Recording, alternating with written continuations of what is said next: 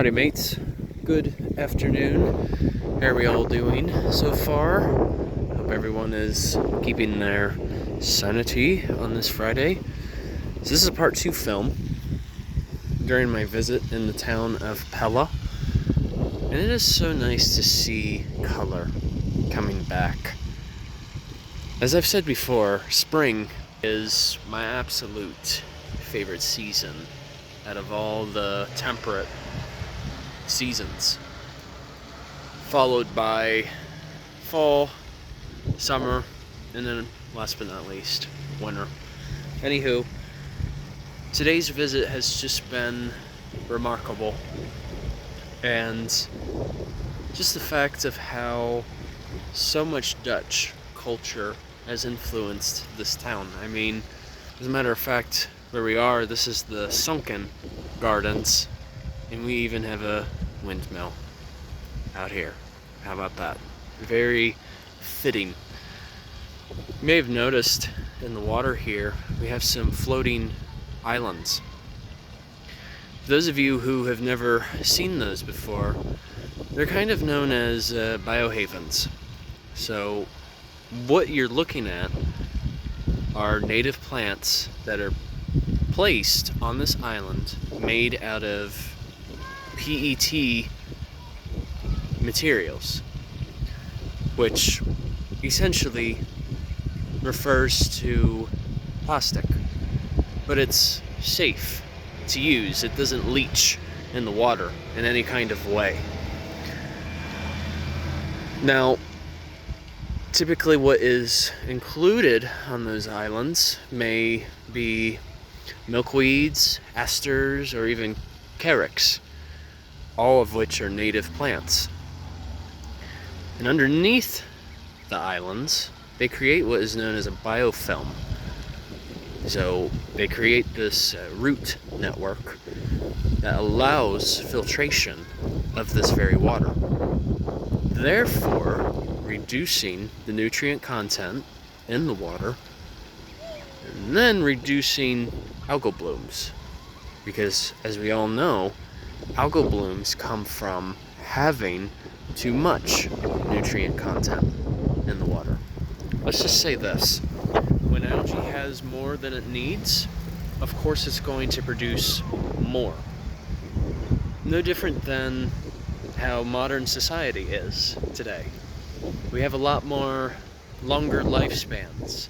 We have a much more medical technology that allows more people to be born.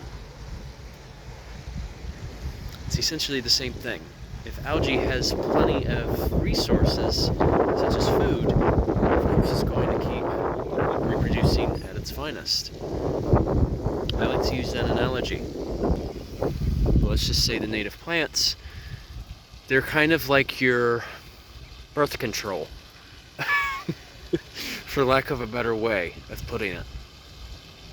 You may have noticed I've got some blooms that I'm under right now.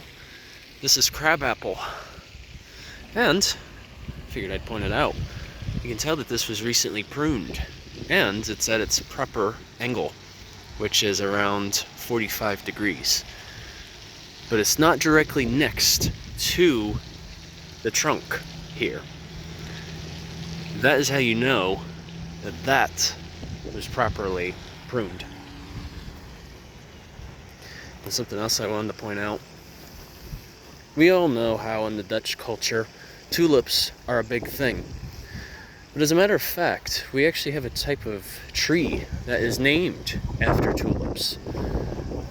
I present to you the tulip poplar.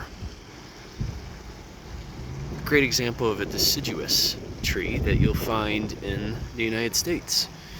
And it's called tulip because, give it another few more weeks, it will produce this bloom that resembles that of a tulip. And and also the shape of the leaf as well kind of resembles looking at a tulip.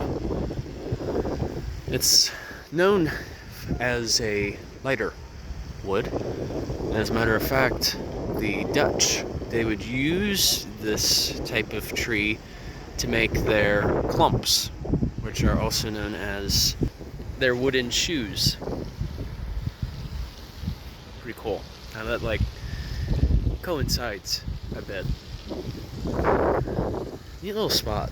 And the fact that they are incorporating an environmentally friendly practice. Gotta appreciate that. We need to incorporate it more often in a number of different public parks. Anyway, it's been a great day, nevertheless. Lots of history here, and I will get those up whenever I have a chance. Alright, you guys, take care. Have a good one.